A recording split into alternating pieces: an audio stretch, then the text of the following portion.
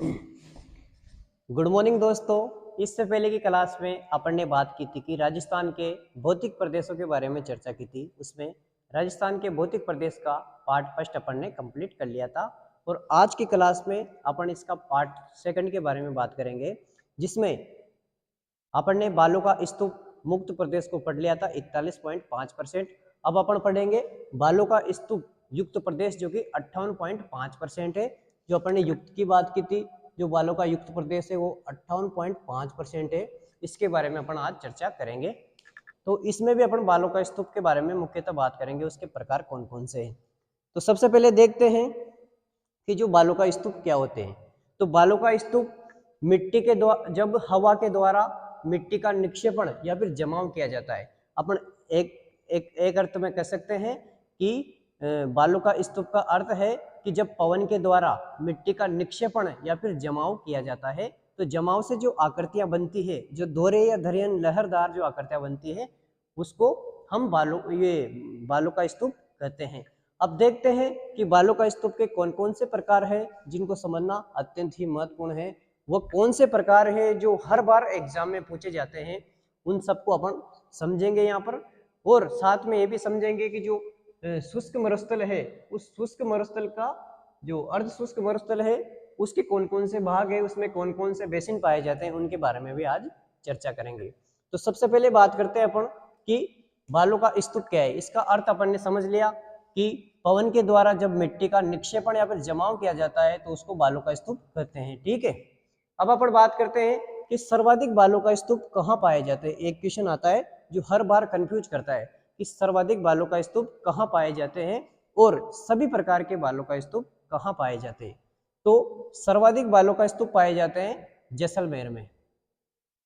जैसलमेर में सर्वाधिक बालू का स्तूप पाए जाते हैं। बात की जाए, क्वेश्चन आए कि सभी प्रकार के बालू का स्तूप, तो सभी प्रकार के बालू का स्तूप जोधपुर में पाए जाते हैं। ठीक है।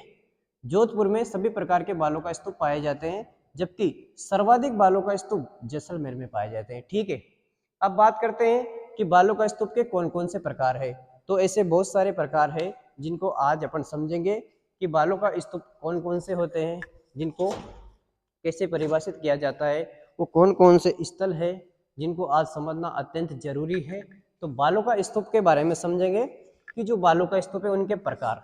तो सबसे पहले अपन बात करते हैं कि जो बरखान है, सबसे मोस्ट जो बरखान है, वो बरखान का निर्माण कब होता है, कैसे होता है। तो जब पवन के द्वारा मिट्टी का जमाव पवन की दिशा के अर्धचंद्राकार रूप में किया जाता है, तब बरखान का निर्माण होता है। मतलब बरखान वह स्तूप होते हैं कि जब हवा पवन चल रही है, तो पवन के द्वारा जब मिट्टी है उसका जमाव पवन की दिशा के अर्धचंद्राकार रूप में किया जाता है। जो अर्धचंद्रमा होता है ना, उस अर्धचंद्राकार रूप में जो मिट्टी का जमाव किया जाता है, तो उसको बरखान कहते हैं। बात की जाए तो सर्वाधिक गतिशील होते हैं। अगर गतिशील रहेंगे तो सर्वाधिक मरुस्थलीकरण में योगदान भी देंगे।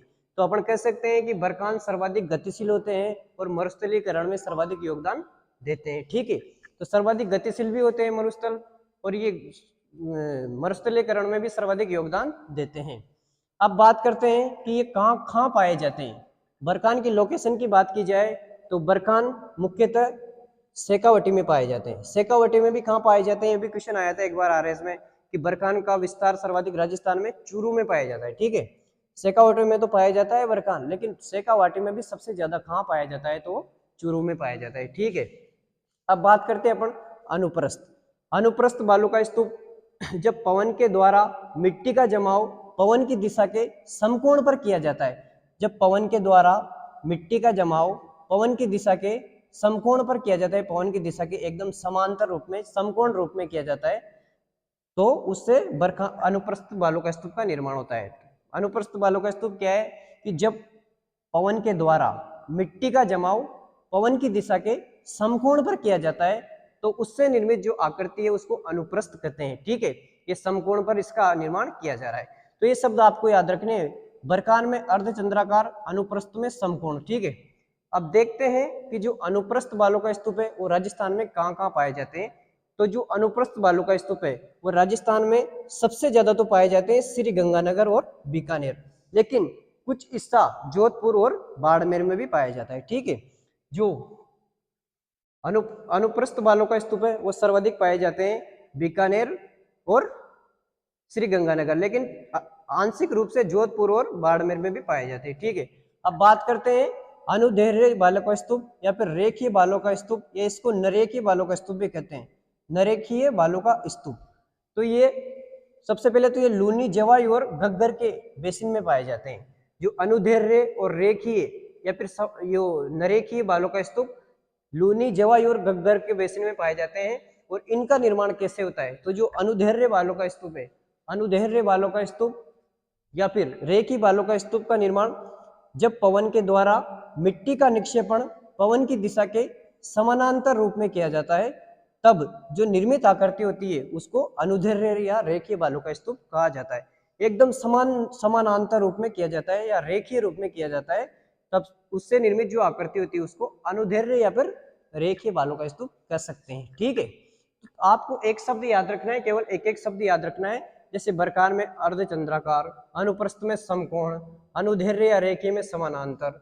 और अब आगे बात करते हैं कि जो अनुदैर्घ्य और रेखीय कहाँ कहाँ पाए जाते हैं। तो जो अनुदैर्घ्य है और रेखीय जो बालों का स्तूप है, ये बालों का स्तूप सर्वाधिक अनुदैर्घ्य और रेखीय ये पाए जाते हैं। अगर यो लूनी जवाई का बात करते हैं अपन, तो लूनी और जवाई में अनुदैर्घ्य और रेखीय जो बालों का स्तूप है, अनुदैर्घ्य और रेखीय बालों का स्तूप ये पाए जाएंगे इसमें। अनुदैर्घ्य और रेखीय बालों का स्तूप ने अपन देख लिया, लूनी, जवाई और घग्गर के बेसिन में पाए जाते हैं। तो लूनी और घग्गर ये बेसिन कहाँ है, तो जैसे ये घग्गर बेसिन है तो श्री गंगानगर, हनुमानगढ़ में ये अनुदैर्घ्य या रेखीय बालों का स्तूप मिलेंगे। लूनी की बात करें तो लूनी में सिरोही, नागौर, पाली और जोधपुर लिख रखा है ना उसने, अनुदैर्घ्य लूनी, जवाई और घग्गर बेसिन में पाए जाते हैं। तो लूनी, सिरोही, जालौर, पाली, जोधपुर और घग्गर श्री गंगानगर और हनुमानगढ़ में ये देखने को मिलते हैं। अनुदैर्घ्य एवं रेखीय बालों का स्तूप इनको कहा जाता है। अनुदैर्घ्य या रेखीय बालों का स्तूप इनको कहते हैं। अधिकांश तो ये जैसलमेर में पाए जाते हैं, जो ये मैंने लिख भी रखा है यहाँ पर, अधिकांश ये जैसलमेर में मिलते हैं। जो अनुदैर्घ्य या रेखीय बालों का स्तूप है लूनी, जवाई और घग्गर बेसिन में तो पाए जाते हैं, लेकिन ये अधिकांशतः वहां पर तो देखने को मिलते हैं, लेकिन जो पाए जाते हैं वो जैसलमेर में पाए जाते हैं। जैसलमेर में अधिकांश जो सारे बालों का स्तूप है वो लगभग जैसलमेर में पाए जाते हैं, क्योंकि उधर ही पश्चिमी मरुस्थलीय क्षेत्र है। अपन ने पढ़ा भी कि सर्वाधिक जो बालों का स्तूप है वो जैसलमेर में पाए जाते हैं, और सभी प्रकार के बालों का स्तूप जोधपुर में पाए जाते हैं। तो आपको जब भी बालों का स्तूप की बात आए तो आपको पश्चिमी राजस्थान में चले जाना है। ठीक है, आंशिक रूप से इनमें पाए जाते हैं, लूनी, जवाई और घग्गर में देखने को मिलते हैं, लेकिन मुख्यतः ये जैसलमेर में पाए जाते हैं। ठीक है, अब बात करते हैं पैराबोलिक। जो पैराबोलिक बालों का स्तूप है वो किस प्रकार के, तो महिलाओं की जो हेयर पिन होती है, जो महिला जो उनके बालों में हेयर पिन लगाती है, उस हेयर पिन की तरह इस प्रकार की आकृति के बालों का स्तूप बनते हैं पैराबोलिक। पैराबोलिक मोस्ट इनसे हर बार क्वेश्चन आता है, तो पैराबोलिक का राजस्थान में सर्वाधिक विस्तार पाया जाता है। ठीक है, तो क्वेश्चन आ जाए कि कौन सा बालों का स्तूप का विस्तार राजस्थान में सर्वाधिक पाया जाता है, तो जो पैराबोलिक बालों का स्तूप है वह राजस्थान में सर्वाधिक पाए जाते हैं। ठीक है, तो पैराबोलिक कहाँ पर मिलते हैं, तो ये पैराबोलिक मिलते हैं एक तो बीकानेर, जोधपुर, बाड़मेर, जैसलमेर, जो पश्चिमी राजस्थान के जो अंतर्राष्ट्रीय सीमा पर, जो अभी तो 6 जिले हैं लेकिन ये 4 जिले थे पहले, तो बीकानेर, जैसलमेर, बाड़मेर, जोधपुर, इनमें मिलते हैं पैराबोलिक बालों का स्तूप, जो कि राजस्थान में सर्वाधिक पाया जाता है। ठीक है, अब बात करते हैं सीप। सीप का निर्माण कब होता है, कि जब बरखान बनते हैं, अर्थात बरखान के विपरीत इनका निर्माण होता है। जब बरखान बनता है तो बरखान अर्धचंद्राकार रूप में बनता है, लेकिन इसकी जो नीचे वाली जो ये नीचे वाला इसका किनारा है, ये इस प्रकार ऊपर उठ जाता है। जब बरखान का निर्माण होता है तो इस प्रकार से जो नीचे वाला किनारा है अर्धचंद्राकार का, वो किनारा इस प्रकार से ऊपर उठ जाता है, तो इससे सीप बालों का स्तूप का निर्माण होता है। ठीक है, सीप बालों का स्तूप कहाँ पाए जाते हैं, तो जो सीप बालों का स्तूप है वो पाए जाते हैं शेखावाटी, बीकानेर और जैसलमेर। ठीक है, तो सीप बालों का स्तूप राजस्थान में कहाँ पाए जाते हैं, तो सीप बालों का स्तूप राजस्थान में शेखावाटी और जैसलमेर और बीकानेर में मिलते हैं। ठीक है, अब बात करते हैं सव्र का पीस, जो सर्प का पीस है या नेप का बालों का स्तूप है। तो सर्प का पीस या नेप का बालों का स्तूप मतलब वहां मिलते हैं जहां पर थोड़ी कंटीली झाड़ियां पाई जाती है।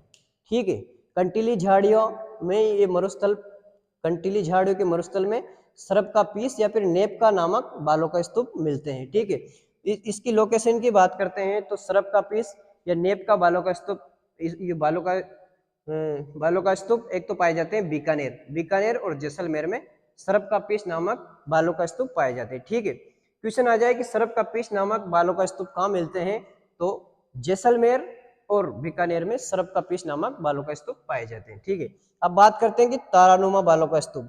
तारानुमा बालों का स्तूप इस प्रकार से स्टार की तरह आपको दिखेंगे। जरूरी नहीं कि इसमें 5 या 4 ही स्टार बने, ये इधर 5 या 4 किनारे ही बने, इसमें 3 या 3 से अधिक किनारे बन सकते हैं। इनका निर्माण अनियमित हवाओं से इनका निर्माण होता है। तारानुमा जो बालों का स्तूप है इनका निर्माण अनियमित हवाओं से होता है और 3 या 3 से अधिक भुजाएं हो सकती है इसकी, जैसे इसमें 1 2 3 4 5 6 7, 3 या 3 से अधिक भुजाएं हो सकती है। अगला जो तारानुमा बालों का स्तूप है, ये तारानुमा बालों का स्तूप राजस्थान में, ये इधर नीचे लिख दिया मैंने, यहाँ पर जगह नहीं थी, सब फिर इधर समझ में नहीं आता। तारानुमा बालों का स्तूप एक तो जैसलमेर, बीकानेर और सूरतगढ़ श्री गंगानगर में पाए जाते हैं। ठीक है, जो तारानुमा बालों का स्तूप है, तारानुमा बालों का स्तूप जैसलमेर, बीकानेर, सूरतगढ़ श्री गंगानगर में देखने को मिलते हैं। अगला बालों का स्तूप की बात करते हैं, नेटवर्क बालों का स्तूप। तो नेटवर्क बालों का स्तूप, नेटवर्क का मतलब जो कनेक्टेड रहते हैं, एक दूसरे बालों का स्तूप से कनेक्ट रहते हैं। ठीक है, तो ये नेटवर्क बालों का स्तूप होते हैं। ठीक है, ये एक बालों का स्तूप, ये एक ये है और एक ये है, तो ये कनेक्ट रहते हैं, उसको नेटवर्क बालों का स्तूप कहते हैं। और नेटवर्क बालों का स्तूप भी सर्वाधिक जैसलमेर में पाए जाते हैं, जिसमें रेखीय अनुदैर्घ्य भी सर्वाधिक यहीं पाए जाते हैं। अनुदैर्घ्य और रेखीय भी सर्वाधिक यहीं पाए जाते हैं और नेटवर्क भी सर्वाधिक यहीं पाए जाते हैं। अब अपन बात करते हैं कुछ जो अर्ध शुष्क मरुस्थल है, कुछ अर्ध शुष्क मरुस्थल को बारे में समझेंगे अपन, और उसको बांगड़ प्रदेश भी कहते हैं। जो अर्ध शुष्क मरुस्थल है वो क्या है, तो जो अर्ध शुष्क मरुस्थल है, आपको पता है कि 25 सेंटीमीटर वाले वर्षा रेखा वाले क्षेत्र को अर्ध शुष्क मरुस्थल कहते हैं। ठीक है, अर्ध शुष्क मरुस्थल कहते हैं। और कुछ बेसिन के बारे में अपन बात करेंगे, तो एक है Ghaggar basin, Shekhawati basin, Nagauri basin और लूनी या गोडवाड़ बेसिन। इनके बारे में थोड़ा बहुत जानकारी अपन समझेंगे। तो सबसे पहले अपन बात करते हैं लूनी बेसिन। जो लूनी बेसिन है ये मोस्ट भी है, एक क्वेश्चन इससे हर बार आता है कि किस बेसिन को गोडवाड़ बेसिन के नाम से भी जाना जाता है। तो जो लूनी बेसिन है उस लूनी बेसिन को गोडवाड़ बेसिन के नाम से भी जाना जाता है। लूनी बेसिन की बात करें तो इसका राजस्थान में विस्तार कहाँ का है, तो लूनी बेसिन का विस्तार है जालोर, जोधपुर, पाली और सिरोही। जालोर, जोधपुर, पाली और सिरोही में लूनी बेसिन का विस्तार पाया जाता है। लूनी बेसिन को अन्य नाम गोडवाड़ बेसिन के नाम से भी जाना जाता है। ठीक है, अभी इस लूनी बेसिन में कुछ शब्द है, कुछ जगह है जिनको आपको समझना महत्वपूर्ण है, ये शब्दावली है। जैसे नेहड़ का रन, नेहड़ का रन, जालोर क्षेत्र को नेहड़ का रन के नाम से जाना जाता है। एक एक काला भूरा डूंगर, इनसे क्वेश्चन आता है, काला भूरा डूंगर है, पाली को काला भूरा डूंगर के नाम से जाना जाता है। ठीक है, अब बात करते हैं अपन नागौरी बेसिन। नागौरी बेसिन में कौन कौन से क्षेत्र सम्मिलित है, तो नागौरी बेसिन में एक तो अजमेर क्षेत्र सम्मिलित है, एक नागौर क्षेत्र सम्मिलित है। ठीक है, जहाँ पर कुबड़ एवं बांका पट्टी, इस यहाँ पर पाई जाती है कुबड़ एवं बांका पट्टी।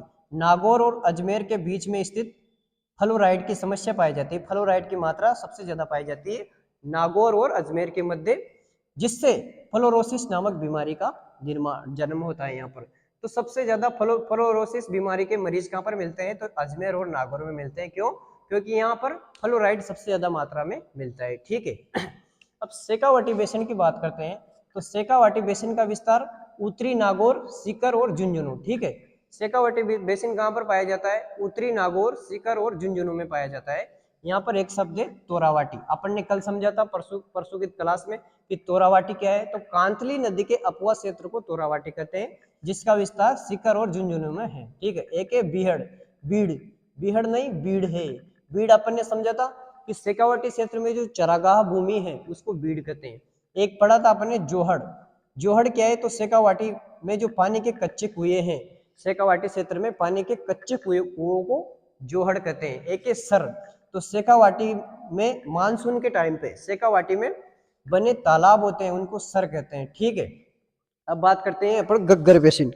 जो गग्गर बेसिन है इस गग्गर बेसिन में कौन कौन सी चीजें हैं? तो जो गग्गर बेसिन है इसका सबसे पहले विस्तार है श्री गंगानगर और हनुमानगढ़। ठीक है, अब गग्गर बेसिन में एक तो खांटी या बग्गी पाई जाती है। तो खांटी और बग्गी क्या है? तो जो चिकनी मिट्टी होती है उसको खांटी या बग्गी कहते हैं। ये मोस्ट वेरी इंपॉर्टेंट क्वेश्चन है, खांटी या बग्गी क्या है? ये क्वेश्चन बहुत बार आया, खांटी और बग्गी क्या है? तो जो गग्गर बेसिन है उसमें जो चिकनी मिट्टी पाई जाती है उसको खांटी या बग्गी कहते हैं। ठीक है, एक है नाली। नाली क्या है? तो हनुमानगढ़ में जो हनुमानगढ़ के अपवा क्षेत्र को नाली कहते हैं। ठीक है, तो शेखावाटी जो गग्गर बेसिन में हनुमानगढ़ के अपवा क्षेत्र को नाली के नाम से जाना जाता है। ठीक है, ये तो कुछ शब्द थे। अपन ने बालों का स्तूपों के बारे में पढ़ा, उसके प्रकारों के बारे में चर्चा की और अर्ध शुष्क मरुस्थल के बारे में जानकारी समझी। और जो ये बेसिन है Ghaggar basin, Shekhawati basin, Nagauri basin और लूनी या गोडवाड़ बेसिन के बारे में अपन ने समझा है। अब अपन नॉर्मल कुछ शब्द है, कुछ शब्दावली के बारे में जान लेते हैं कि जो खड़ीन, एक एक खड़ीन झील और खड़ीन झील और पलाया झील। तो खड़ीन झील क्या होती है? तो पालीवाल ब्राह्मणों के द्वारा जल संरक्षण से उद्देश्य से जो बनाए गए जो झीलें होती है उसको खड़ीन या फिर खड़ीन झील कहते हैं। पश्चिमी राजस्थान में पालीवाल ब्राह्मणों के द्वारा जल संरक्षण के उद्देश्य से जो झील बनाई जाती है उसको खड़ीन कहते हैं। अब पलाया क्या है? तो पलाया क्या है? तो पलाया झील मरुस्थल में जो अस्थायी पानी की झीलें होती है उसको पलाया कहते हैं। ठीक है, एक अपन ने पढ़ा कि खड़ीन, तो खड़ीन क्या है? तो खड़ीन पालीवाल ब्राह्मणों के द्वारा पश्चिमी राजस्थान में जल संरक्षण के उद्देश्य से जो झीलें बनाई जाती है उसको खड़ीन कहते हैं। और पलाया झील क्या है? तो मरुस्थल में अस्थायी पानी की झीलों को पलाया झील कहते हैं। ठीक है, ये पलाया झील सर्वाधिक जैसलमेर में पाई जाती है। और जो खड़ीन, खड़ीन ये देखो ये जल संरक्षण के उद्देश्य से बनाई गई झीलें होती है। और जो पलाया है, ये जो पलाया है, पलाया अस्थायी पानी की झीलें पलाया कहलाती है। ठीक है, तो ये अपन ने समझा। अब समझेंगे अपन की खड़ीन कृषि क्या है। खड़ीन तो समझ लिया कि खड़ीन क्या है, जल संरक्षण की तकनीक है।